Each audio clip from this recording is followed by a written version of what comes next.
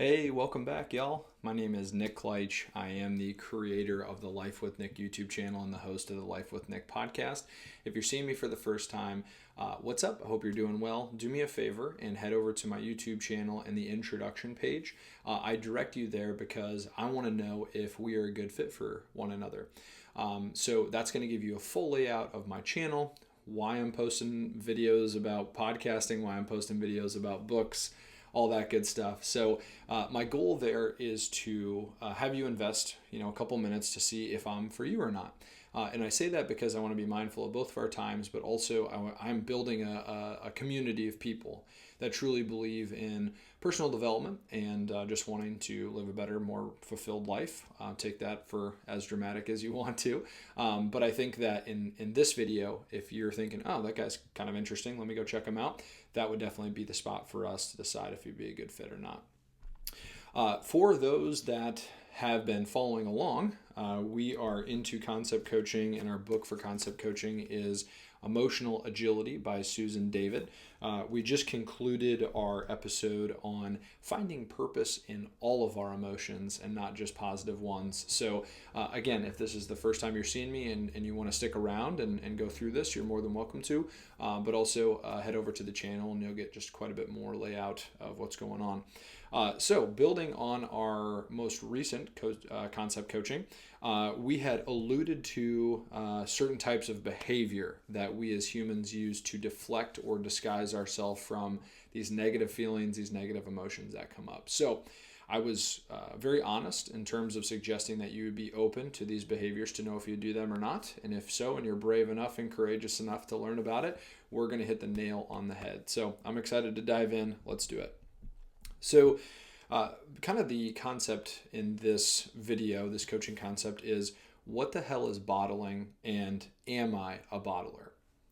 So just as I mentioned in our introduction here, it's understandable that we don't want to spend a lot of time with negative emotions, right? They're not fun.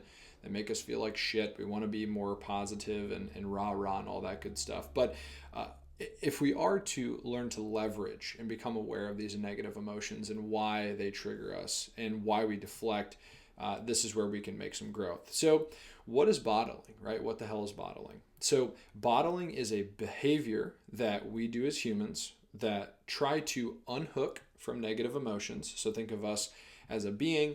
The negative emotion is coming in, it's a signal, and we're saying, hey, I can't right now. So we're going to unhook ourselves from that negative emotion. And essentially what bottling is pushing it to the side and getting on with things, essentially. So we shove away unwanted feelings because they make us feel uncomfortable, but also they're distracting, right? If I'm in the middle of my day and I get hit with some bad news, I kind of want to just pitch it off to the side and move on and then deal with it later, right? Now, obviously not the most positive way to go about it, which we'll learn, but that's a behavior that we have, that we use in these situations.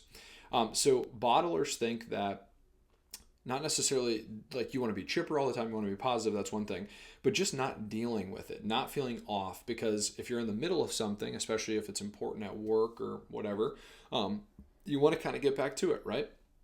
And so based on my body language, I would just want to mention that men tend to be bottlers more than women. And we'll get into why that is in the second behavior that we use. So let's take a look at some examples. So as a culture, I would say men are more viewed as task-oriented fixers. We are in the zone, whether we're working or not, and we're looking to create solutions to whatever is going on around us, right? Men, we're very prideful in terms of we want to be leaders, we want to be strong men, and negative emotions should not get to us or whatnot. So we're like deflecting it, we're burying it, we're pushing it away, and we're forging ahead. So one of the issues with that is that ignoring it or pushing away, if you will, does not get to the root of the problem. So bottling is a behavior that we would have learned in childhood, in sense of, again, if we just don't want to deal with it right now, or we just want to put it somewhere, we'll just kind of shove it away. Now, again, the problem is when we're not getting to the root of the problem, essentially, is that there is a kind of storehouse in our subconscious that says we can only bottle in so much of these negative emotions, right? And we'll get to what happens when that kind of bursts out. But basically, the danger in this strategy is avoidance. So you're avoiding whatever the root causes of the problem. So if you bottle in the sense of deflecting right now, but then come back to it to try to process the negative emotion later to make sense of it, that's one thing. But there are very, very few people that actually spend the time to go back and actually kind of think through, how does this make me feel and why is this happening and all of that good stuff, just to get to the bottom of it. So again, men, we're forging ahead, we're task oriented, we want to be leaders, and so we just don't have time for this right now. So the unfortunate part of that, though, as we've talked about a couple of different things, is that this can build up over time to have just a whole lot of negative shit in your subconscious. And this can go on for days, weeks, months, years, or even decades. People can push off these negative feelings for basically their whole lives if they want to. But the problem with that, as we mentioned earlier, in terms of finding purpose in all of our emotions, is that if we're constantly just shoving them away and getting on with our life, we don't allow the negative emotion to teach us or to drive us in the right direction. That's the purpose of the emotion, right? It's not just that we want to indulge in negative emotions all day. No, we certainly don't want to do that. We want to be positive, but we have to understand that it's useful, right? Negative emotions have evolved with positive emotions. So there's a purpose for why it is there. And so in the short term, again, if you need to do it, whatever, I do it all the time, unfortunately. But you have to go back to understand what the lesson is and the meaning is as to why you're getting that signal. Or at least that's what I would encourage you. So let's continue with bottling. So bottlers at times will try to simply think more positively about life as well. So it's kind of like, hey, we're going, get some negative feeling, get some negative emotion. We're going to push off to the side and we're going to get back to feeling positive, right? That's another way of kind of deflecting that feeling. Thinking more positively may alleviate some of that in the short term, but again, we're not getting to the root cause of why we're having these feelings. And furthermore, just thinking happy thoughts on one end of the spectrum does not, again, cure why we're feeling these negative emotions as well. The problem still remains. So whether it's just that you're in the heat of battle and you're just like, like I don't want to deal with this right now and I'll go back and do it later, that's fine. But thinking positive is another way to just kind of override it and be like, hey, I just really feel uncomfortable and I'd rather feel positive, so I'm just going to bury positivity on it. Again, this is not necessarily the best strategy because of what we'll touch on here in just a little bit. So the irony of bottling and why we like to do it is because we feel, air quotes, that it gives us control of the situation. And again, it can be useful and people lean on it because of this. They think that they're in the control of saying, again, we're going to put this somewhere and we're going to deal with it later. It denies us control though, because again, these emotions are signals. They're trying to tell us something in that moment. So if we don't basically come to and come back and visit and sit with it, we'll never understand maybe what that signal is mentioning. And again, this could come up every single day. This could be triggered every single week. And if we just keep pushing it off, eventually we're going to implode, right? We're going to blow up because it's like a nagging, pain or something like that that just won't go away. The other kind of piece here that will shoe us into what we really wanted to hit on the head as far as blowing up is that suppression only works for so long, right? You can suppress, but inevitably there is something that's going to happen in the future that's going to make things burst. So this process is called emotional leakage, essentially. And what that means is somebody, let's say you have an argument with your spouse or your boss or whatnot, and again, you've been suppressing other things, you're kind of deflecting, you're in this, life of having some emotional pain as anyone does.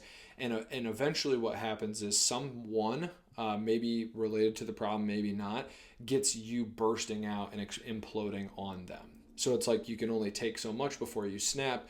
Emotional leakage can either be a drip or it can be like, I'm fucking busting out of this motherfucker and you're the problem and I'm taking it out on you, right? So that's the real problem here, is if we don't go back and visit why we're having these negative emotions, we will eventually have it's bottled up so much to the point where we will absolutely just blow up and lose our mind and hurt people that really may have not had anything to do with it. Yes. Said another way, and this comes from one of my favorite quotes from the rapper Russ. He says, "If you don't heal yourself, you may bleed on someone who did not cut you." And I'll say that one more time. So if you don't heal or lean into the negative signal, you may bleed on someone who had nothing to do with your problem. And this is so much more common than what people think, right? Like if we really were to pay attention to why people lash out, most of the time it has nothing to do with the person that they're interacting with or that receives the emotional leakage that is getting poured onto them. And so, yeah, that's kind of the big danger here again. So the risk again in bottling, it's done with the best of intentions. We're trying to deflect, we're trying to stay present, but thinking positively or just, hey, this doesn't serve me right now, forge ahead. Eventually this will blow up, and it could blow up for good reasons or for really bad reasons. The unwanted emotions vanish in the short term, but in reality, they're stored in our subconscious, kind of what we were talking about earlier. Let's see here. Okay, so now is the interjection point on bottling a little bit, where I want to kind of think out loud with you. So just take a moment and think, do you bottle? Is this a behavior that you do? And if you're a guy listening to this, there's a high probability that you do this. For some ladies as well, this could be something that you do. Is it a behavior that you use when negative feelings arrive? Again, it's normal and it's been with us. There's a purpose for it, but we have to take that time to come back to understand why we're feeling the way that we're feeling. Because that emotional leakage or that emotional blow up will happen eventually. It's inevitable. And that's the scary part. So, okay, so we kind of laid out bottling as one of the behaviors. Again, mostly men have this issue, but sometimes women do too. It's a learned behavior, and it's us just deflecting in the short term and never revisiting. And imagine that bottle slowly filling up, and then just being shook and then just bursting, right? And then that could burst on people that had nothing to do with it. So now we're going to use this point to switch gears to go over to the other behavior. And you could have guessed it, but this other behavior does tend to be more women focused than men. And this behavior is called brooding. Okay, so we just met with bottling and we are open to learn about it. Now it's time to take our attention to brooding and see what that's all about.